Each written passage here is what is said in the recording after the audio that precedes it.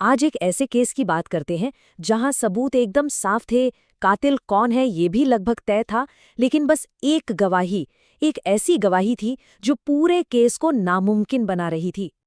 ये सवाल सुनने में ही अजीब लगता है ना? तो चलिए आज इसी गुत्थी को सुलझाते हैं और देखते हैं कि कैसे इन्वेस्टिगेटर्स ने इस परफेक्ट मर्डर की एक एक परत खोली और एक ऐसी खतरनाक साजिश का पर्दाफाश किया जिसके बारे में कोई सोच भी नहीं सकता था। तो कहानी शुरू होती है एक ऐसे क्राइम सीन से जहां सब कुछ बिल्कुल सीधा साधा लग रहा था। ऐसा केस जिसमें सारे के सारे सबूत बस एक ही इंसान की तरफ इशारा कर रहे थे, और वो थी पीड़ित की पत्नी सुरेखा। शुरुआती सबूतों को देखें तो सुरेखा के खिलाफ मामला बहुत तेजी से बना। हत्या का पता सुबह चला जब नौकर आया।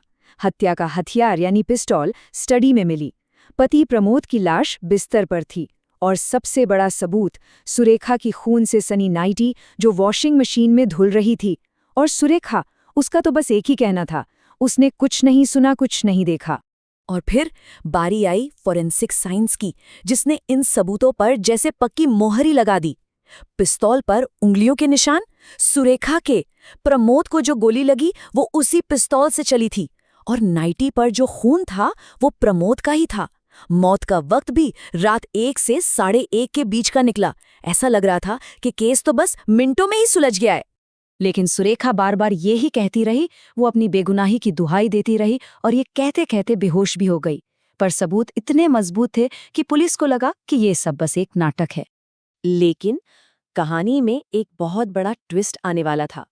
ठीक जब ये केस बंद होने ही वाला था, एक गवाह सामने आया और उसकी गवाही ने सब कुछ हिलाकर रख दिया। अब जरा सोचिए, एक गवाह कहता है कि उसने सुरेखा को रात ठीक 1 बजे, मतलब हत्या के बिल्कुल सही वक्त पर, एक पब्लिक पार्क में नंगे पैर नाचते हुए देखा था।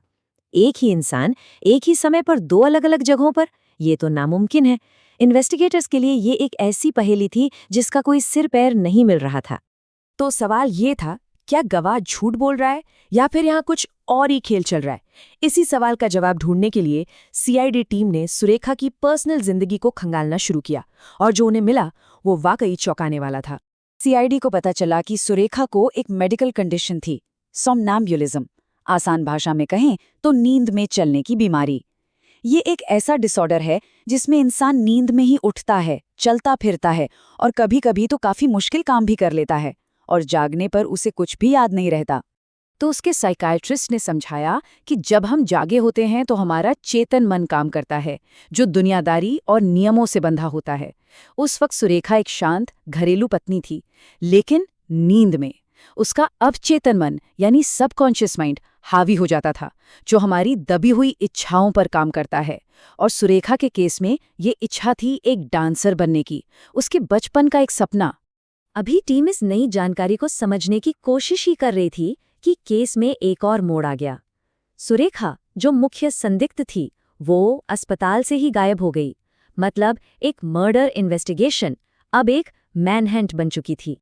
तो अब सीआईडी ने उसे ढूंढने के लिए एक-एक करके सुराग जोड़ने शुरू किए।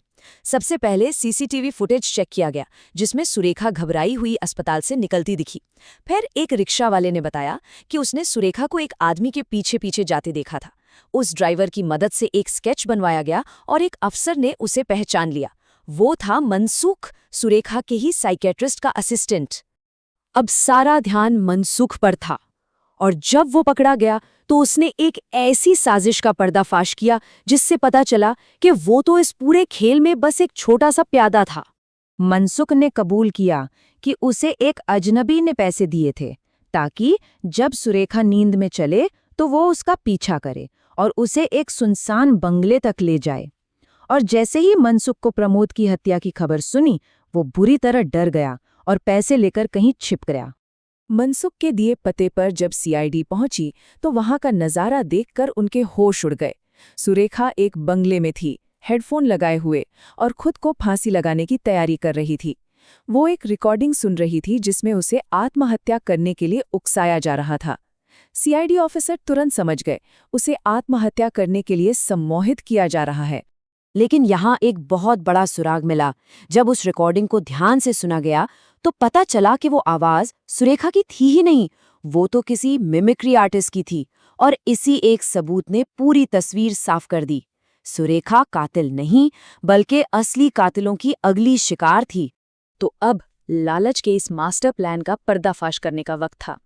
सुरेखा को बचाने के बाद सीआईडी ने उसी बंगले पर एक जाल बिछाया, असली मास्टरमाइंड्स को पकड़ने के लिए, जो यकीनन उसकी मौत की खबर पक्की करने वहां जरूर आते। और उस जाल में फंसे प्रमोद के अपनी ही घरवाले। जब उन्होंने जुर्म कबूला तो पूरी साजिश सामने आ गई। ये कहानी सालों पहले शुरू हुई, जब ससुर ने सारी जायदाद सुरेखा के नाम कर दी। कुछ हफ्ते पहले ननद स्वाति को सुरेखा की बीमारी का पता चला। हत्या की रात उन्होंने इंतजार किया। ठीक 1:15 बजे प्रमोद को गोली मारी और 1:30 बजे तक बंदूक और नाइटी वहां रख दी, और अगले दिन मनसुख को काम पर लगाया ताकि पूरी चीज एक आत्महत्या लगे। तो ये पूरा फ्रेम अप काम कैसे किया? मकसद साफ था, लालच। स्वाति को वो जायदाद चाहिए थी, मौका उन्हें मिला सुरेखा की बीमारी से। फिंगरप्रिंट्स का भी पूरा इंतजाम किया गया, और आखिर में एक दिखावटी आत्महत्या, ताकि अकेला गवाह भी खत्म हो जाए और जायदाद उन्हें मिल जाए। हर सबूत एक सोची समझी खतरनाक साजिश का हिस्सा था। ये केस एक बड़ा सवाल छोड़ जाता है। कितनी बार ऐसा होता है कि किसी की छिपी हुई सच्चाई या कोई मेडिकल कंडीशन ही एक परफेक्ट क्राइम को अंजाम देने का सबसे बड़ा हथियार बन जाती है।